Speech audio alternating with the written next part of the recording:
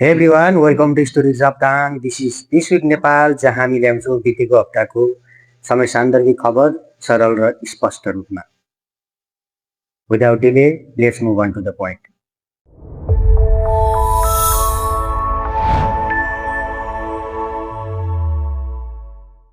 आजको हाम्रो पहिलो प्रसङ्ग छ नेपाल मेडिकल काउन्सिलमा दर्ता नभइकन आफ्नो नामको अगाडि डाक्टर लेख्ने व्यक्तिहरूलाई नेपाल मेडिकल काउन्सिलले हटाउन जानकारी गराएको छ भने यदि नहटाएर डाक्टर लेख्ने तथा औषधि बेच्ने गरेको पाइएमा कारबाही गर्ने चेतावनी दिएको छ. कानुन मन्त्रालयले नागरिकहरूलाई कानुन निर्माण तथा प्रक्रिया कार्यक्रममा सहभागी गराउन आफ्नो वेबसाइट मार्फत राय सुझाव लिनको लागि ऐन तथा विधेयकको मस्यौदामाथि सल्लाह सुझाव लिन थालेको छ. प्रधानमन्त्री बालेन्द्र शाहले डिडिसी एक्सिसको प्रचार गरेसँगै डिडिसी एक्सिसको बिक्री वितरणमा 10 देखि 15% वृद्धि भएको छ भने दैनिक 100 केजी चिज बिक्न थालेको छ. नेपाल डेरी एसोसिएसनले यस विषयमा स्पष्ट पारेको छ. दुर्गा परसाईलाई अफवाह फैलाएको भन्दै नेपाल प्रहरीले फेरि पनि वीरगञ्जबाट एरेस्ट गरेको छ. संसदमा प्रधानमन्त्री बालेन्द्र शाहको उपस्थितिको माग गर्दै विपक्षी दलका नेताहरूले चर्को विरोध गरिरहेका छन् भने हर्क साम्पाङ विशेष गरी बालेन्द्र शाहको उपस्थितिको मागलाई लिएर दिन प्रतिदिन संसदमा प्लेकार्ड देखाउनेदेखि लिएर उपस्थित हुनैपर्छ भन्ने कुरालाई हट्टी कसेर आक्रामक रूपमा देखा परेका छन्. दुःखद खबर छ, वीरगञ्जको एउटा सामुदायिक विद्यालयमा क्लास सञ्चालन भइरहेको बेलामा चलिरहेको फ्यान खस्दा 7 जना विद्यार्थीहरू घाइते भएका छन्. यो अत्यन्तै दुःखद र लापरवाही पनि हुन सक्छ. यस्ता घटनाहरू नघटुन् भनेर सामुदायिक विद्यालयहरूले आफ्ना फ्यानहरू इलेक्ट्रिक चिजहरू ठिक छ छैन भनेर जाँच गर्नुपर्ने देखिन्छ. यसैगरी सिंहदरबारमा बनिरहेको प्रतिनिधि सभाको नयाँ हलको निर्माण कार्य अन्तिम चरणमा पुगेको छ भने आउँदो बजेट भाषण यही हल मार्फत गर्ने भनी तयारी भइरहेको छ. सांसद डाक्टर अमरेश कुमार सिंह भन्छन्, सांसद एउटा सरकार बनाउने प्रक्रिया संस्था मात्र हो. आफ्नो हातमा आएपछि जे पनि गर्न पाइने त्यो हाम्रो संविधानले छुट दिँदैन. प्रधानमन्त्री बालेनजीलाई लाग्यो होला कि मेरै कारणले सबै जितेर आएछु या उहाँको टिमलाई लाग्या होला. दोस्रो कुरा, महानगरको टिम नै चलाउन खोजिरहेछ देश. यहाँको तथाकथित सरकारलाई म भन्छु कि बोर्डरमा जन्मिएर थाहा हुन्छ कि बोर्डरको पीडा के हो.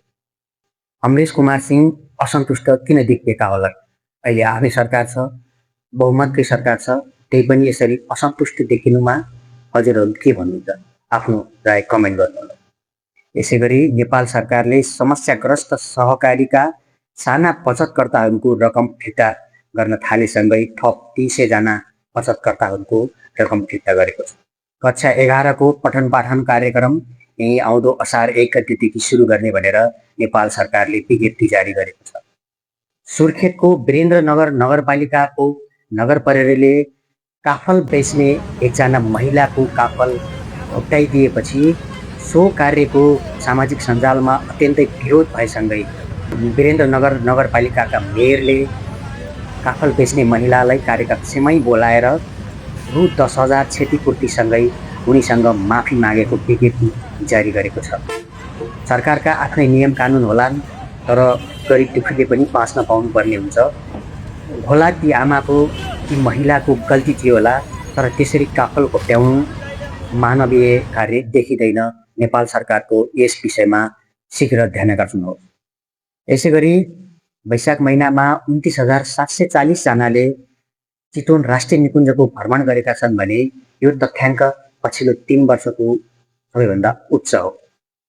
गत फागुन 21मा सम्पन्न भएको निर्वाचनमा 4.96 अर्ब भन्दा धेरै रुपैयाँ खर्च भएको छ भने एकजना मतदाता बराबर 263 रुपैयाँ भागमा परेको छ.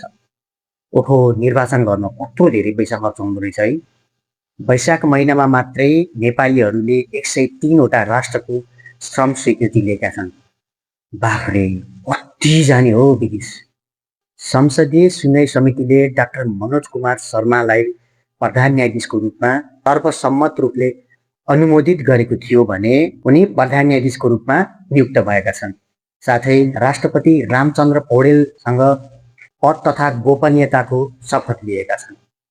नेपाल सरकारले सुकुम्बासी बस्तीबाट विस्थापित भएकाहरूका लागि प्रति परिवार पुनर्स्थापना खर्च बापत एकमुष्ट 25,000 रुपैयाँ दिने, वैकल्पिक बसोबासका लागि 3 महिनासम्म 5 जना सदस्य भएका परिवारलाई प्रति महिना 15,000 दिने, 5 जनाभन्दा बढी सदस्य भएका परिवारलाई 15,000 सँगै थप प्रत्येक सदस्य बराबर 2,000 अतिरिक्त रकम दिने निर्णय गरेको छ।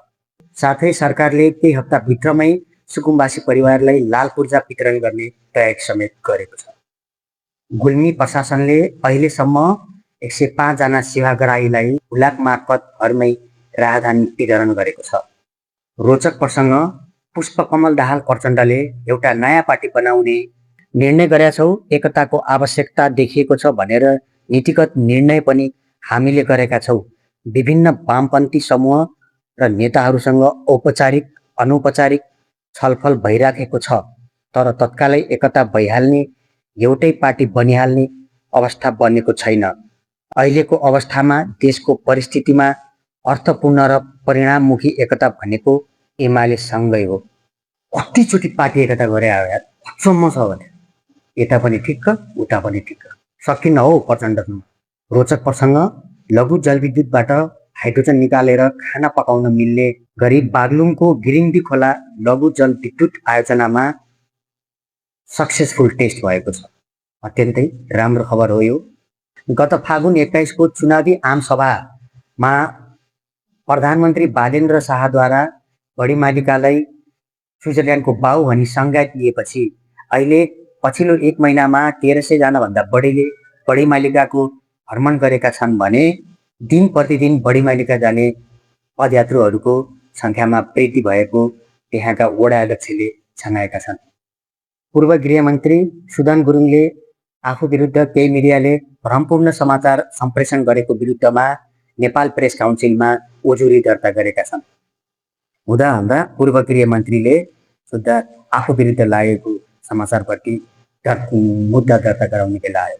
दुःखद खबर छ, परराष्ट्र मन्त्रालयले अमृत शाह रिहा नभएको स्पष्ट पारेको छ र यसअघि सार्वजनिक गरिएको गलत जानकारी तथा त्यसले सिर्जना गरेको भ्रमका लागि माफी मागेको छ। मन्त्रालयका अनुसार इरानमा अवस्था जटिल हुनुभन्दा अघि उनलाई नियन्त्रणमा लिएको थियो र उनी कानुनी प्रक्रियाको सामना गरिरहेका छन्। यस प्रक्रियामा नेपाल सरकारले सहयोग गरिरहेको पनि मन्त्रालयले जनाएको छ। अत्यन्तै चाखलाग्दो विषय छ, भारतमा अहिले कक्रोच जनता पार्टीले तहल्का मचाइरहेको छ। खुलेको केही दिनमै यो पार्टीले इन्स्टाग्राममा 18 मिलियन भन्दा धेरै फलोअर्स पाइसकेको छ, जबकि सत्तारूढ भाजपाको 8.7 मिलियन फलोअर्स मात्रै रहेका छन्।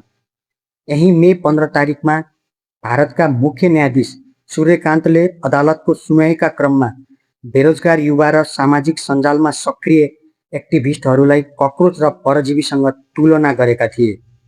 यो टिप्पणीले भारतका लाखौँ बेरोजगार र सङ्घर्षरत युवाहरूको आत्मसम्मानमा गहिरो चोट पुर्याएको भन्दै सामाजिक सञ्जालमा आक्रोश फैलिन थालेपछि 30 वर्षीय अभिजित दीपकेले कक्रोच जनता पार्टी जन्माएका थिए।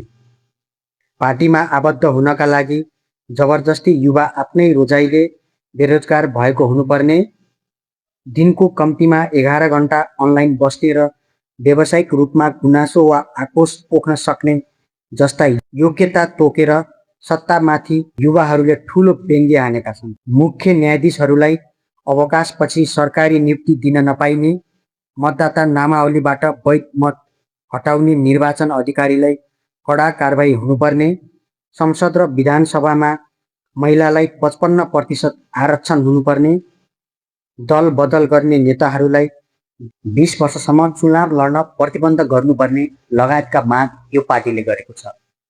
यसका साथै दिसुक नेपालको 4th एपिसोड यहीँ समाप्त भएको छ।